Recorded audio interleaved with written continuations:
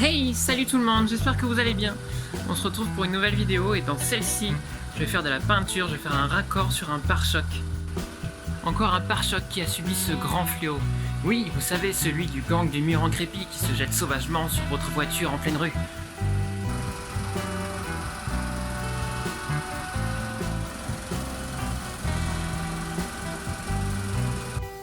Dans un premier temps, je vais détourer toute la zone qui va être à réparer avec du scotch pour protéger toutes les parties que je ne devrais pas peindre.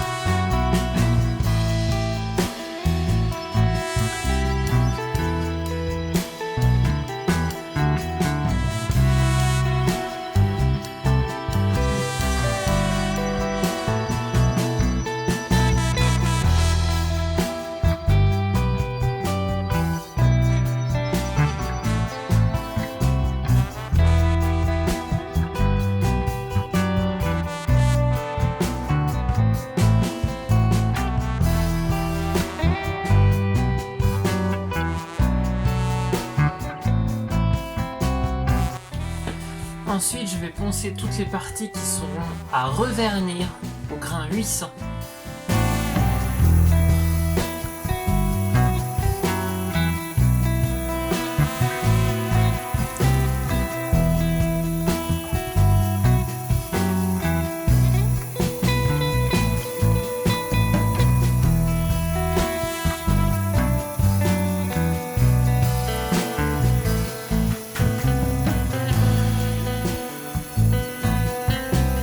Maintenant, toutes les zones sont détourées, donc uniquement les parties à vernir. Je vais m'atteler aux parties qui sont vraiment abîmées. Donc là, je vais les attaquer au gros avec un grain 120.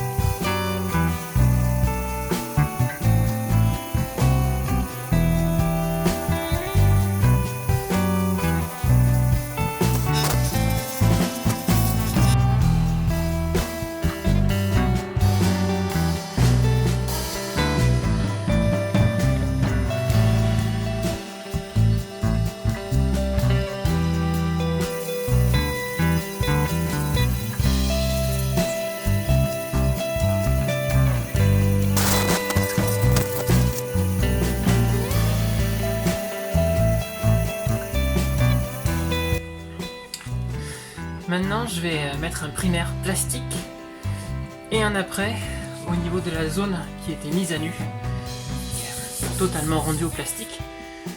On va l'isoler avec un primaire puis un après pour ensuite faire une surface d'accroche pour la peinture.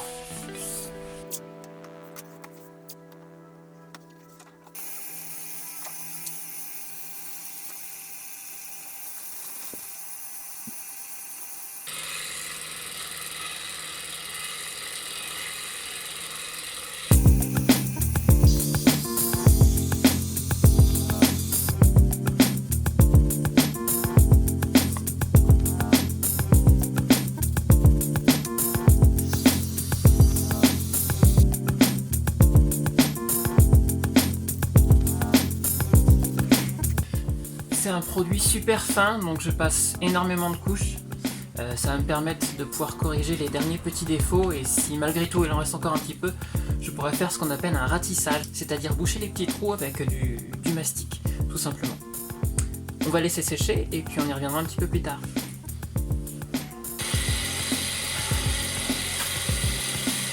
Bon, c'est nickel. Je vais décacher, repenser l'attrait au grain 500 et réaffiner l'ensemble au grain 800.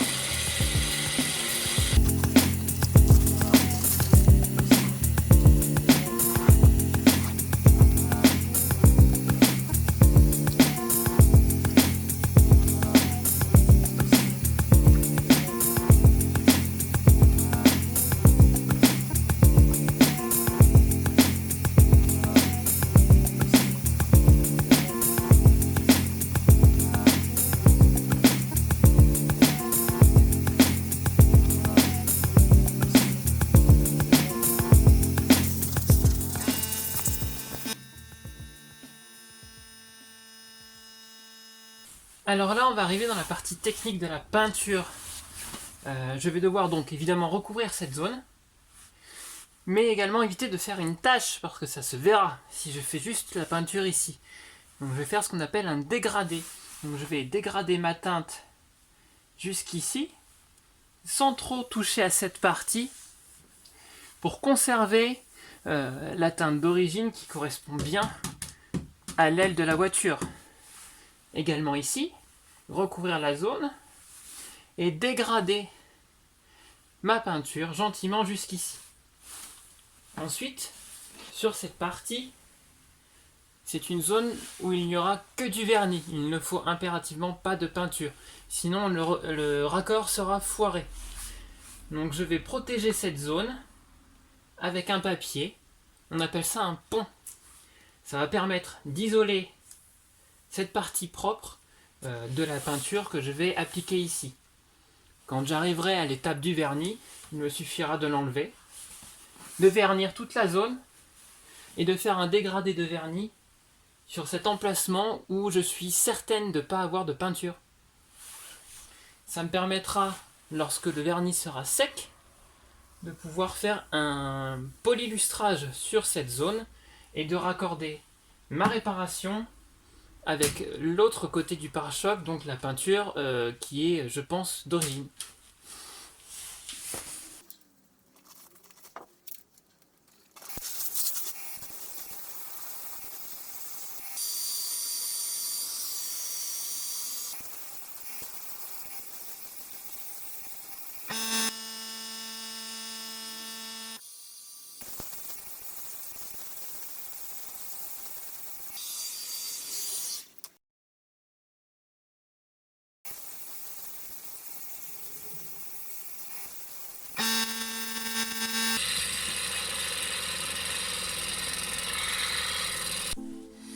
Bon, désormais la peinture est faite, le dégradé est plutôt sympa. Maintenant je vais passer au vernis. Alors on est dans une période où il fait très froid et il y a un super vernis que vous pouvez trouver sur peinturevoiture.fr. Je crois que c'est leur gamme. C'est le vernis X-Speed. Alors il sèche très vite et il a une température d'utilisation il me semble, si je dis pas de bêtises, sur la fiche technique on peut l'utiliser jusqu'à 5 degrés. Bon, moi c'est pas le cas, j'ai mis un chauffage dans l'atelier donc c'est un petit peu mieux, mais quand même il est génial.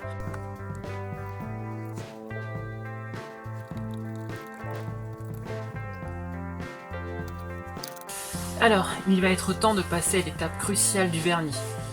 Avant d'appliquer bêtement le vernis, je vais d'abord repasser un coup de soufflette et passer un tampon d'essuyage. Ça permet d'enlever les petites poussières et le poudrage que la peinture aurait pu laisser lorsque j'ai fait mon dégradé. Lorsqu'on fait un dégradé, on éloigne un petit peu son pistolet, donc le produit sèche quasiment avant d'arriver sur le support et ça crée ce qu'on appelle une espèce de poudrage. C'est de la peinture en fait qui ne va pas adhérer sur le pare-choc, qui va créer des petits grains et qui aura tendance à remonter dans le vernis au moment du séchage. C'est assez dégueulasse. Pour l'éviter, il suffit simplement de l'essuyer avec un tampon.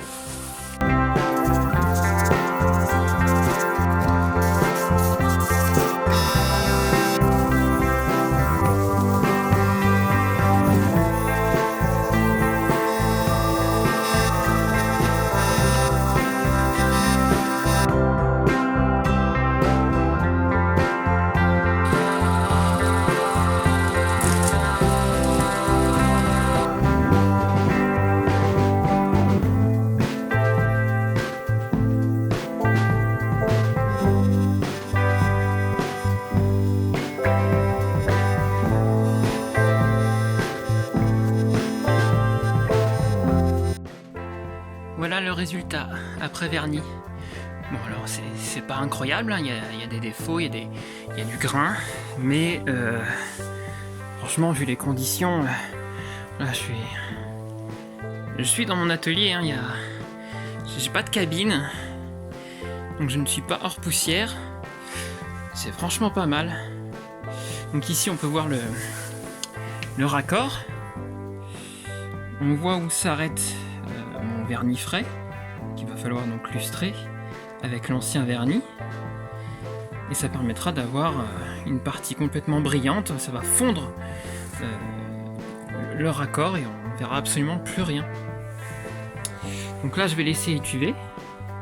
Et demain je vais m'occuper de la partie structurant pour refaire le plastique. J'ai un produit spécial, je vais vous montrer dans la vidéo. Alors pour vous c'est dans quelques secondes et pour moi ce sera demain. Nous sommes le lendemain. Aujourd'hui c'est le moment de lustrer le raccord pour avoir une brillance parfaite. Et je vais aussi en profiter pour enlever tous les petits défauts, les grains qu'on peut avoir dans un environnement un peu poussiéreux comme un garage. Donc je vais tout simplement utiliser du papier à l'eau. Grain 1500 voire 2000, c'est largement suffisant.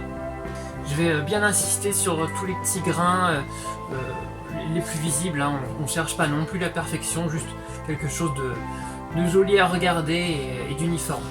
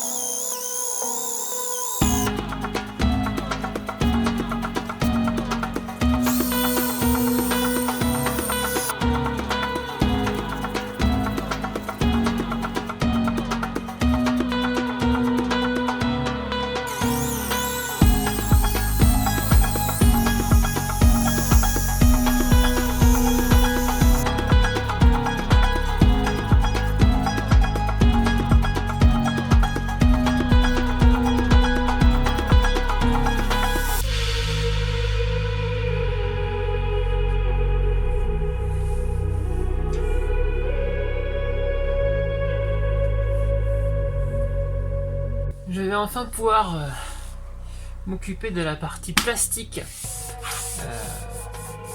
structurant. Donc j'ai un produit qui permet de reproduire le grain du plastique. C'est très simple à appliquer. Je vais devoir mettre un primaire plastique qui va permettre l'accroche de ce produit. Et on va en passer 2-3 couches, peut-être 4 si nécessaire, jusqu'à temps de retrouver le même aspect que les autres plastiques structurants du reste de la voiture.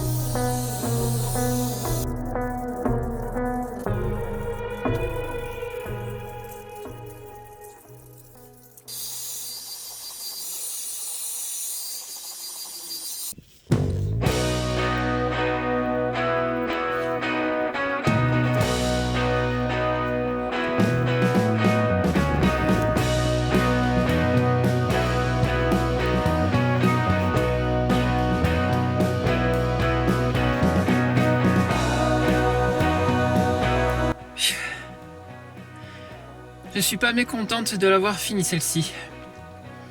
J'aime énormément la peinture, mais ça demande beaucoup d'efforts, beaucoup de minutie. Et dans les conditions dans lesquelles je travaille, vous avez vu, on n'est pas hors poussière, de plus on est en hiver. Il fait froid, les températures sont très basses. Donc ouais, je suis contente, le résultat est au rendez-vous. Ça fait vraiment plaisir. Encore une fois, j'ai absolument pas la prétention de vous faire un tutoriel. Je vous montre seulement ce que j'ai appris au fur et à mesure du temps, de mes bêtises, puisqu'on apprend énormément de ses erreurs.